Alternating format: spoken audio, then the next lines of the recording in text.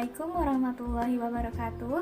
Perkenalkan, nama saya Gaida Nurhanifah dengan NIM 18047 dari kelas 5A PGSD, Universitas Pendidikan Indonesia, Kampus Daerah Purwakarta.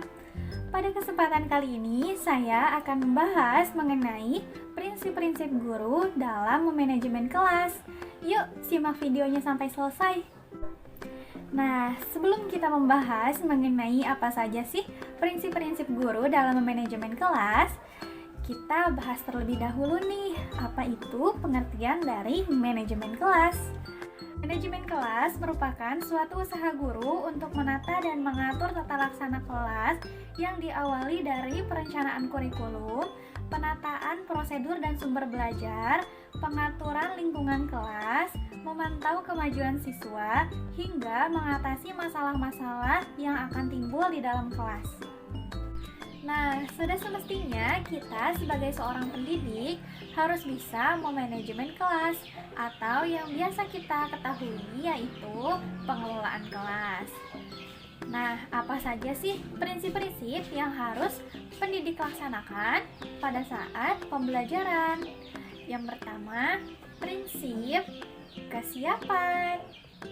Prinsip kesiapan ini merupakan suatu hal yang harus dilakukan oleh seorang guru, di mana guru harus mengerti sejauh mana kesiapan siswa dalam belajar, baik itu latar belakangnya, psikis, fisik, dan sebagainya, agar siswa mampu belajar dengan maksimal di dalam kelas.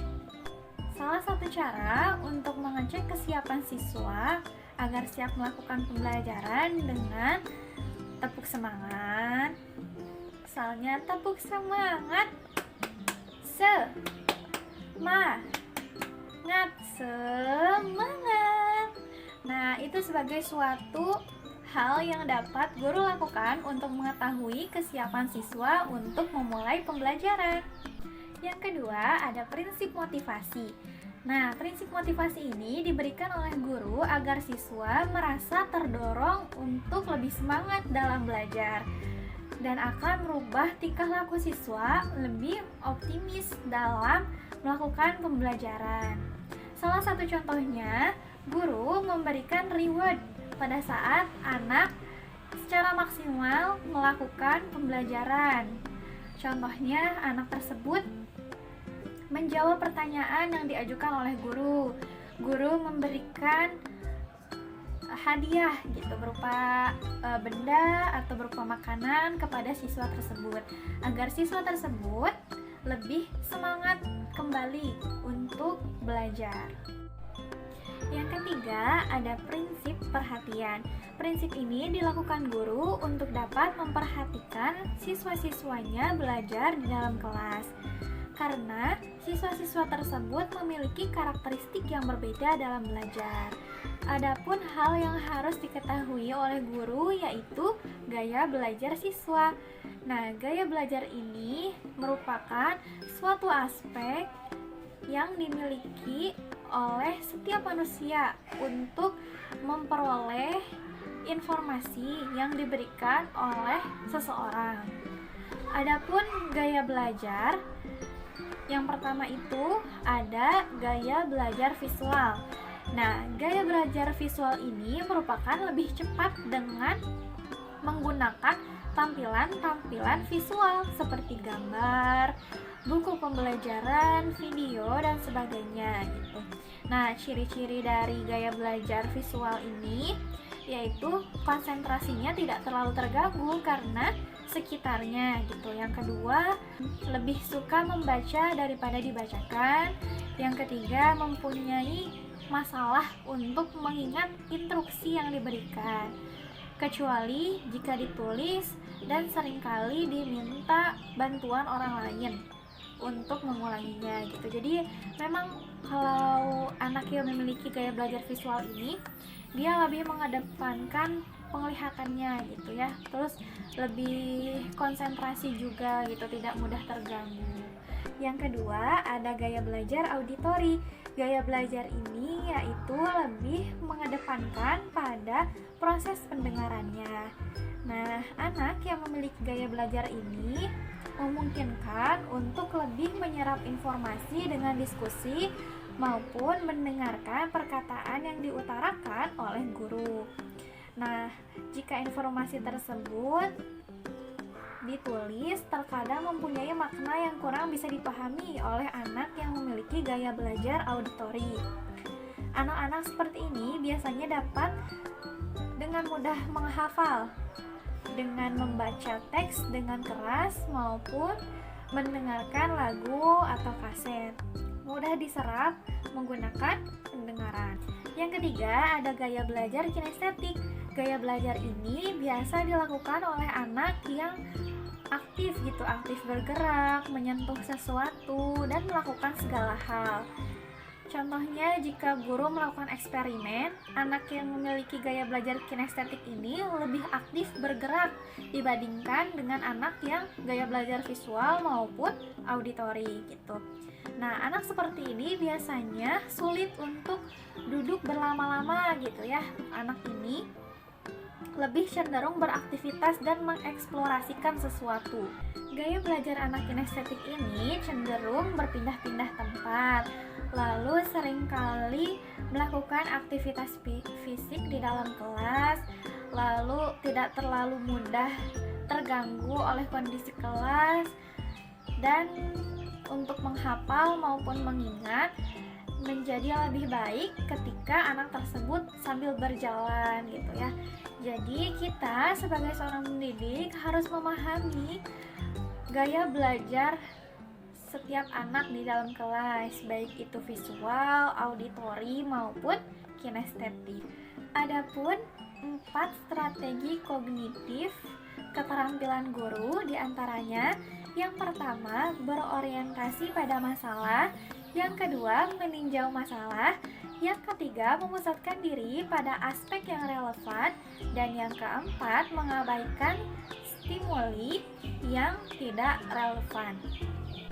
Selanjutnya, yang keempat, ada prinsip persepsi. Nah, prinsip ini dilakukan guru untuk dapat lebih memahami materi yang akan disampaikan kepada peserta didik. Nah, sudah sepatutnya guru menyampaikan hal yang akan disampaikan itu dengan perspektif yang mudah dipahami oleh siswa. Misalnya, guru menyampaikan materi mengenai mata uang. Lalu guru membawa uang tersebut ke dalam kelas dan ditunjukkan kepada anak-anak pada saat pembelajaran. Hal itu akan membuktikan bahwa anak lebih memahami materi yang akan disampaikan oleh guru, karena guru menggunakan benda konkret untuk pembelajarannya. Selanjutnya, yang kelima, ada prinsip retensi. Prinsip ini dilakukan untuk mengingat hal-hal yang pernah dipelajari.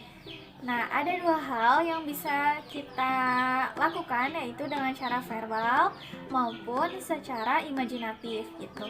Di sini yang pertama ada imajinatif. Imajinatif merupakan suatu gambaran yang pernah dialami oleh siswa tersebut.